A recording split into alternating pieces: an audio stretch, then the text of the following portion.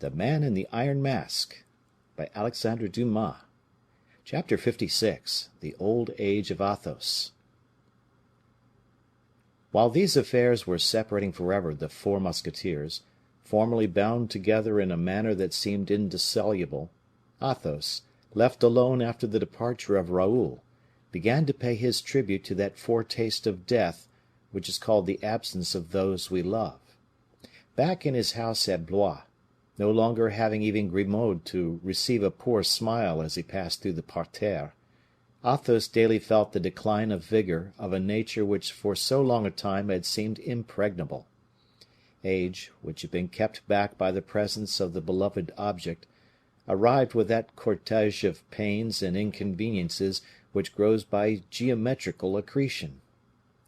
Athos had no longer his son to induce him to walk firmly, with head erect, as a good example. He had no longer, in those brilliant eyes of the young man, an ever ardent focus at which to kindle anew the fire of his looks. And then, must it be said, that nature, exquisite in tenderness and reserve, no longer finding anything to understand its feelings, gave itself up to grief with all the warmth of common natures which they yield to joy.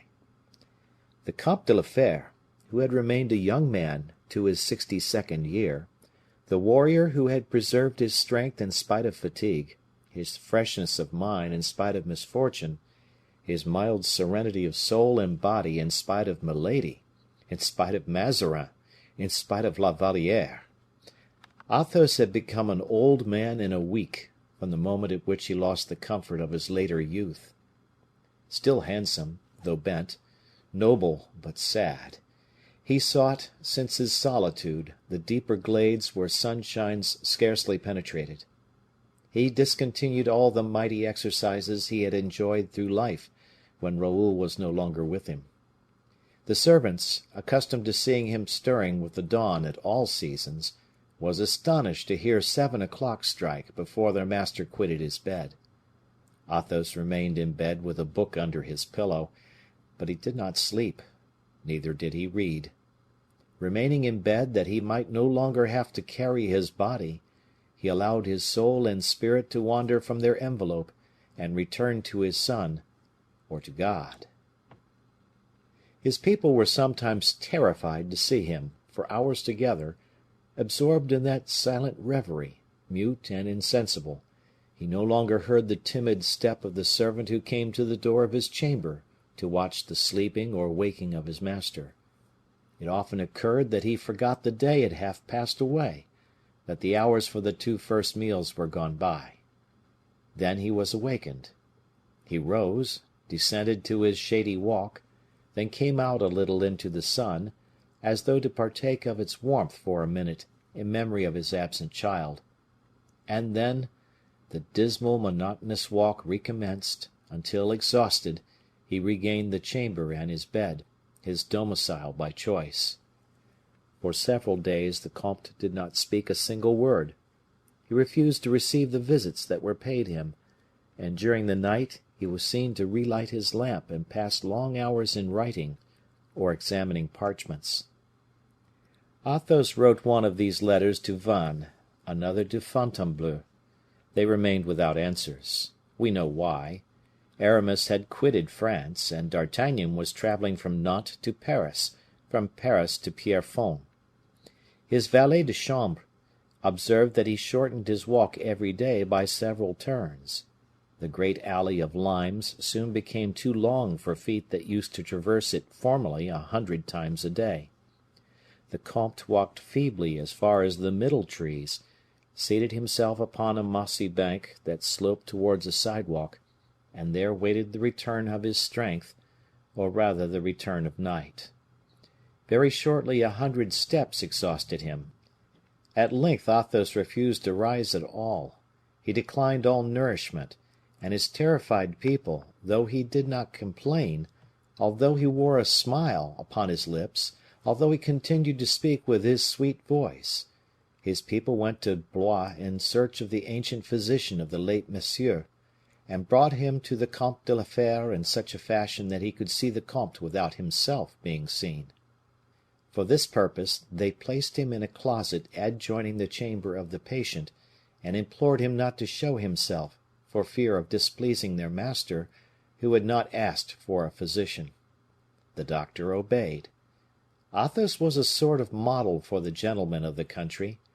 The Blaisois boasted of possessing this sacred relic of French glory.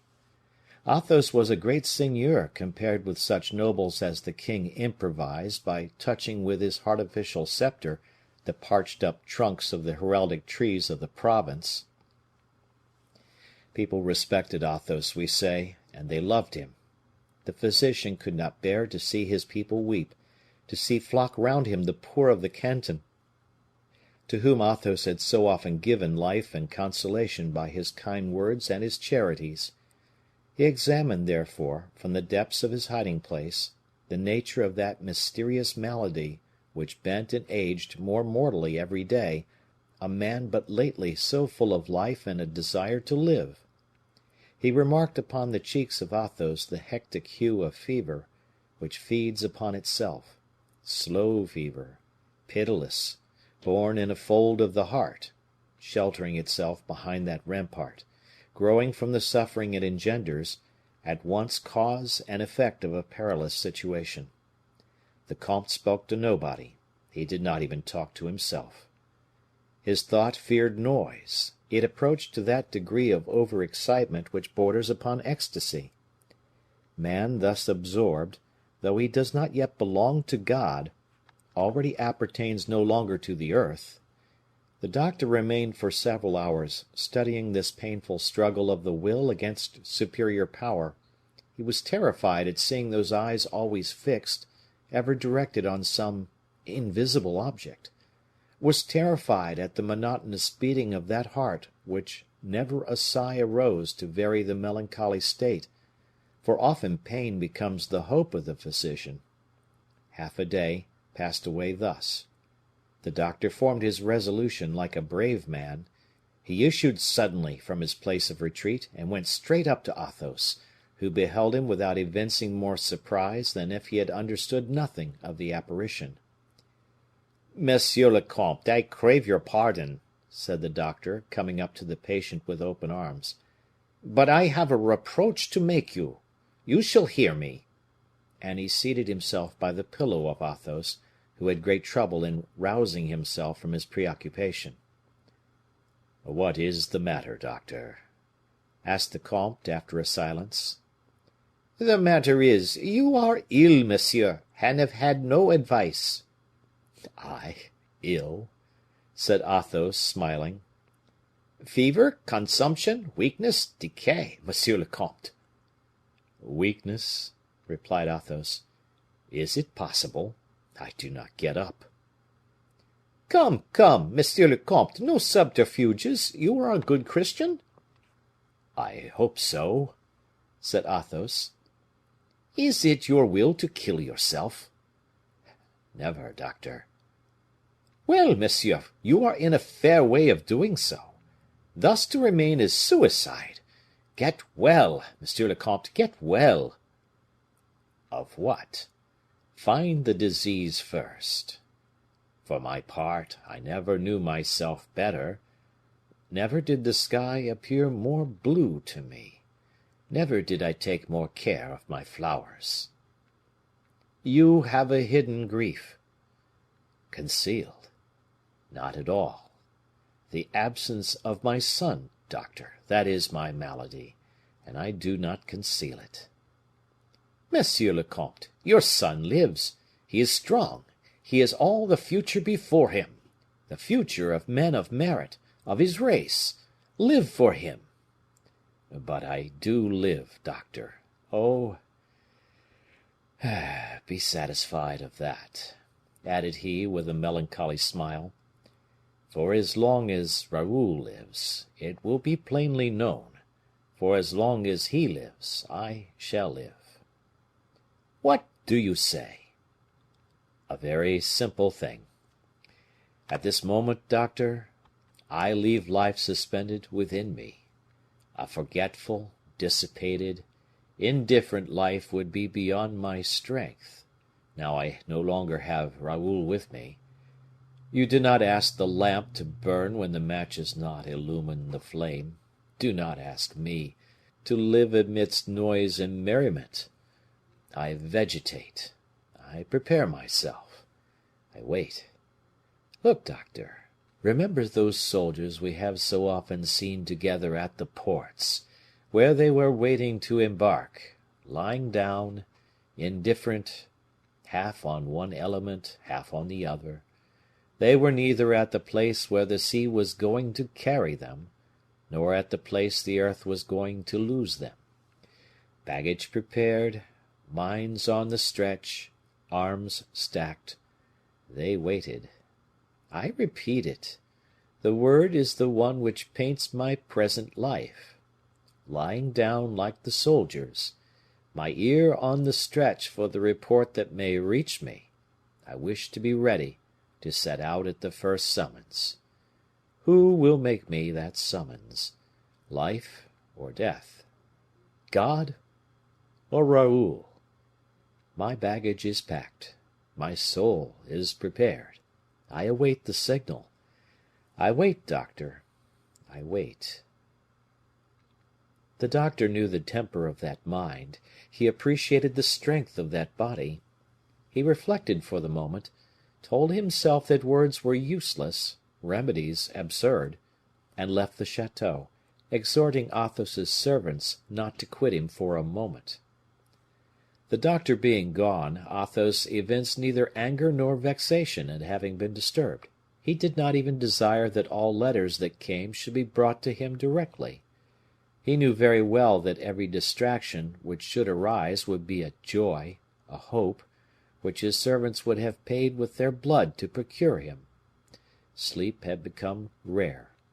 By intense thinking, Athos forgot himself, for a few hours at most, in a reverie most profound, more obscure than other people would have called a dream. The momentary repose which this forgetfulness thus gave the body still further fatigued the soul, for Athos lived a double life during these wanderings of his understanding. One night he dreamt that Raoul was dressing himself in a tent to go upon an expedition commanded by M. de Beaufort in person.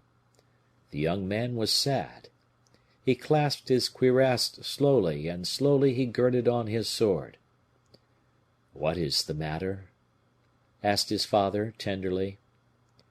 "What afflicts me is the death of Porthos, ever so dear a friend," replied Raoul.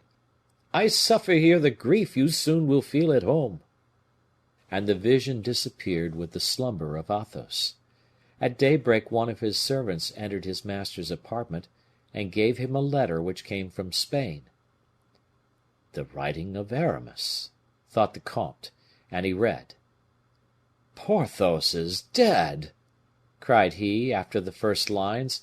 "Oh, Raoul, Raoul!" "Thanks. Thou keepest thy promise. Thou warnest me." And Athos, seized with a mortal sweat, fainted in his bed without any other cause than weakness. End of chapter.